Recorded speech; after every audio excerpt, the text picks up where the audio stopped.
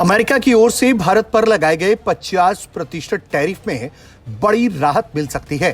रूसी तेल खरीद पर ट्रंप द्वारा लगाया गया एक्स्ट्रा 25% टैरिफ हटाया जा सकता है।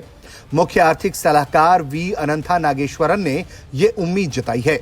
उनका कहना है कि अमेरिका जल्द ही भारतीय वस्तुओं पर अतिरिक्त टैरिफ हटा सकता है और रेसिप्रोकल टैरिफ को भी घटाकर 10 से 15% कर सकता है। इसके साथ ही सीईए ने भारत यूएस ट्रेड डील के आगे बढ़ने के भी संकेत दे दिए हैं। कोलकाता के कार्यक्रम में शामिल होने के दौरान उन्होंने ये बात कही है कि उन्हें टैरिफ के मसले पर अगले 8 से 10 हफ्तों के भीतर समाधान होने की उम्मीद है। उन्होंने कहा, मुझे पूरा भरोसा है कि अगले कुछ महीनों में कम से कम 25% के एक्स्ट्रा टैरिफ का समाधान जरूर निकल जाएगा।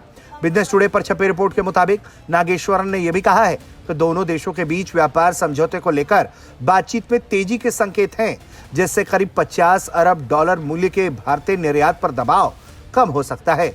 भारत और अमेरिका के बीच ट्रेड डील एग्रीकल्चर और डेयरी प्रोडक्ट समेत कई मुद्दों को लेकर फंसी हुई है। इसी पर बातचीत भी ट्रंप के एक्स्ट्रा टैरिफ के बाद थमी हुई है।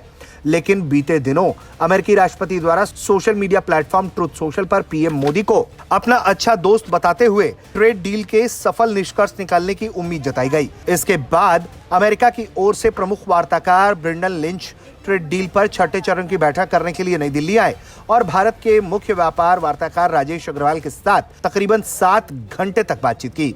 इसके बाद अमेरिका और भारत के राष्ट्र प्रमुखों के बीच में फोन पर बातचीत भी हुई और दोनों ने आगे अपनी दोस्ती को मजबूत करने की दिशा में कदम उठाने की बात कही है। रिपोर्ट के मुताबिक मौजूदा हालात में अमेरिका को भारत के निर्यात का लगभग 55% हिस्सा ट्रंप के हाई टैरिफ के चपेट में है।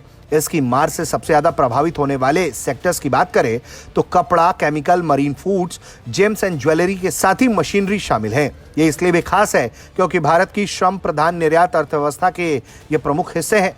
टैरिफ के असर को देखें तो अगस्त महीने में अमेरिका को निर्यात घटकर $6.87 अरब रह गया, जो 10 महीने के सबसे निचले स्तर पर है। ब्यूरो रिपोर्ट, भारत तक।